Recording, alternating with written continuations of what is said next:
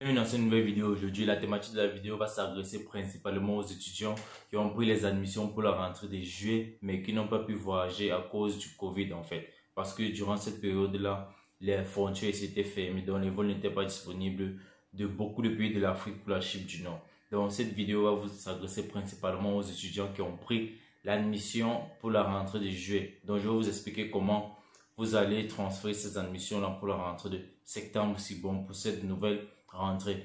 Et si tu aimerais tout savoir pour cette vidéo, regarde la vidéo jusqu'à la fin. On se retrouve tout à l'heure après l'intro. Let's jump!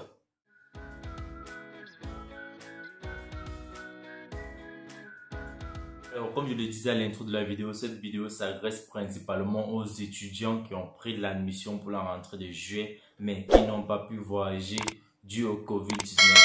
Bon, la raison de la fermeture des frontières où les vols n'étaient pas disponibles de l'Afrique pour la Chine du Nord, c'était parce qu'il y avait beaucoup de pays africains dont le cas de Covid avait augmenté. Et c'est la raison pour laquelle la Chine du Nord a interdit les vols, a restreint tous les vols en fait. Il y avait beaucoup de pays comme le Congo, la RDC, Congo-Brazzaville, le Cameroun, le Nigeria, le Sénégal, le Mali. Il y avait beaucoup de pays en fait. Il y avait une cinquantaine, une soixantaine de pays même en fait. Donc dans cette vidéo, je vais vous expliquer comment vous allez faire pour transférer votre lettre, vos différentes lettres, lettres d'acceptance, lettres d'admission du summer semester. Le summer semester, c'est la rentrée de juillet au fall semester pour la rentrée de septembre, pour cette rentrée de septembre. Parce que le summer semester, il est déjà fermé en fait. La rentrée de summer semester, il s'est déjà passé. Donc l'école est déjà finie pour le summer semester. Donc c'est ça en fait. Je vais vous expliquer dans cette vidéo. Il faut savoir c'est quoi. Ceux qui ont pris les admissions pour la rentrée du summer semester, donc pour la rentrée de juillet, du juillet au juillet, pratiquement c'est de ça que je parle.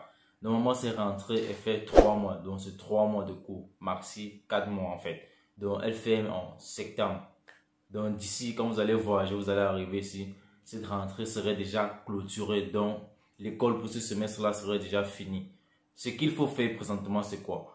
Vous allez écrire à l'université, je précise bien, ceux qui ont pris l'admission pour la rentrée de juillet, donc de juin ou de juillet, vous allez écrire aux universités pour leur demander de changer et vous procurer de nouvelles lettres d'acceptance pour la rentrée de septembre. Donc vous allez les écrire en leur présentant les différentes lettres d'acceptation, les lettres d'acceptance et les lettres d'admission que vous avez pris pour la rentrée du summer, de la rentrée de juin ou de juillet, de ça ils sont de parler, et leur demander de faire un transfert parce que cette rentrée est déjà passée et vous ne pouvez pas voyager avec ces différentes lettres là en fait parce que cette rentrée elle est déjà passée. Vous allez contacter les universités ou la personne qui vous a pris les admissions en fait. Donc c'est de ça que je parle. Vous allez contacter les universités ou la personne qui vous a pris les admissions, de s'adresser à l'université et l'université va délivrer de nouvelles lettres, donc 2 nouvelles lettres, lettres d'acceptance, lettres d'admission dont vous pourrez voyager avec. Parce que si vous voyagez avec les anciennes lettres, vous risquez de subir certains dérangements en fait. Vous risquez de subir certains dérangements. Donc c'est la raison pour laquelle je vous demande de contacter les universités ou ceux qui ont pris vos admissions, de s'adresser directement aux universités pour le changement du semestre en fait. Donc je dis bien, pour les étudiants qui ont pris l'admission pour la rentrée du summer semester, contactez les différentes universités ou les personnes à qui vous avez confié votre dossier d'ancien contact à l'université de pouvoir changer ces différentes acceptances l'État.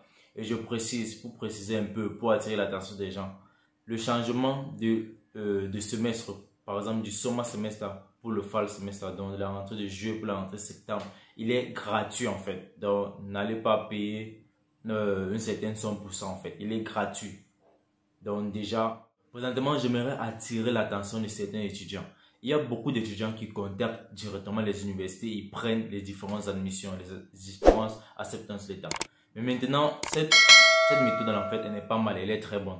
Mais c'est pour ceux qui veulent éviter certaines trucs en fait. Mais maintenant, le bémol avec cette méthode, c'est quoi? L'université se charge juste de vous faire payer le semestre scolaire. Ils ne se chargent pas de vous faire voyager, de vous diriger durant le voyage. Donc, leur travail est déjà fini en fait. Si vous avez à payer la scolarité, ce n'est pas à l'université de vous faire voyager. Donc, c'est à vous de vous débrouiller et d'arriver ici. Ça, c'est le principal souci avec ça. Et maintenant, ce qui se passe, c'est quoi? Lorsque vous quittez l'Afrique, vous arrivez ici à l'aéroport. Donc, vous passez par l'aéroport international d'Istanbul. Vous arrivez ici à l'aéroport international d'Ejan.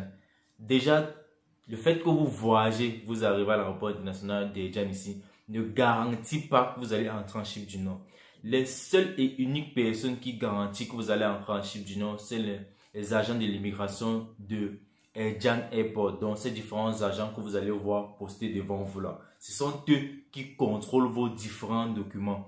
Si les documents que vous avez pris les admissions avec sont les mêmes documents que vous avez voyagé avec et s'ils sont originaux, si tout ce qu'ils demandent, les documents requis pour le voyage et pour entrer en Chypre du Nord, vous les avez avec vous. Maintenant, à propos de ces différents documents et à propos de tout ce que je suis en train de vous dire là, et de vous suivre durant votre voyage et vous donner les différentes directives, là-dessus, moi, je propose mes services en fait. Donc, pour ceux qui aimeraient se faire diriger durant leur voyage, pour aimerait savoir comment confectionner les documents, qui aimeraient savoir ce qu'il faut faire, ce qu'il ne faut pas faire durant le voyage, et aussi arriver à l'aéroport international d'Abidjan, il y a des questions que ces agents de l'immigration vous posent en fait. Ce sont des questions un peu pièges.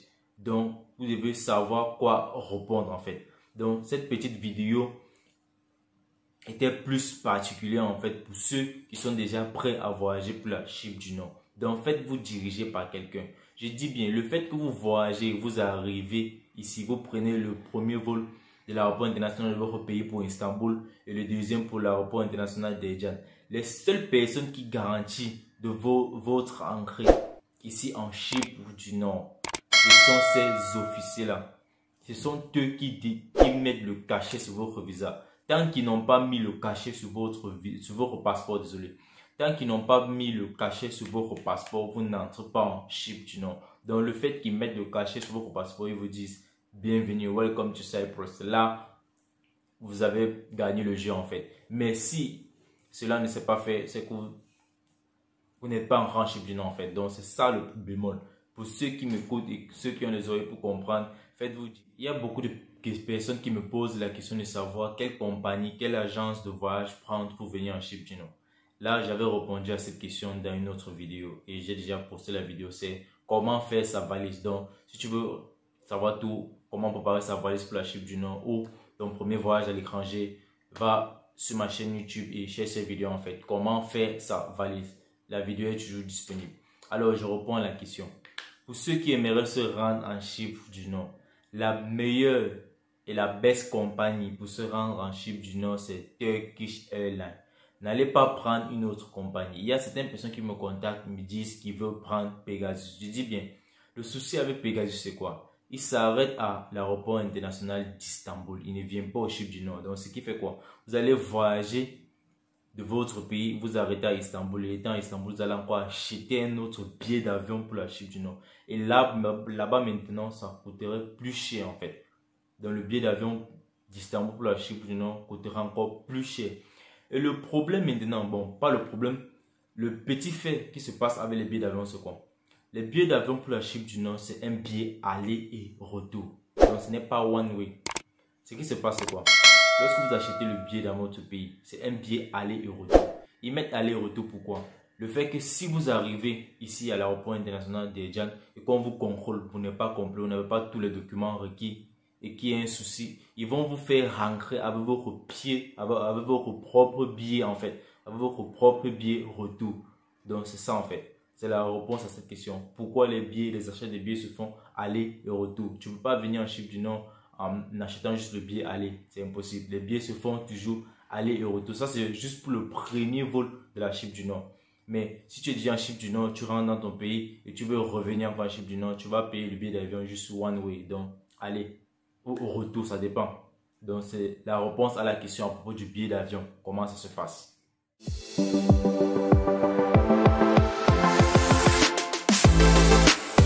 Vidéo tend à sa fin. Si tu as aimé la vidéo, si tu as aimé les différentes informations que j'ai partagées avec vous dans cette vidéo, si tu as aimé le contenu, n'hésite pas à t'abonner et activer la cloche de notification pour toujours être notifié quand je publie une nouvelle vidéo. Je dis bien, activer la cloche de notification pour être toujours notifié quand je publie une nouvelle vidéo. Aussi, me laisser un pouce bleu sur toutes les vidéos. Comme vous le savez, YouTube référence les vidéos en fonction des likes. À nous revoir la semaine prochaine dans une nouvelle vidéo sur un nouveau thème. Moi, c'est Franck pour l'étudiant camerounais en Chypre du Nord. Bye.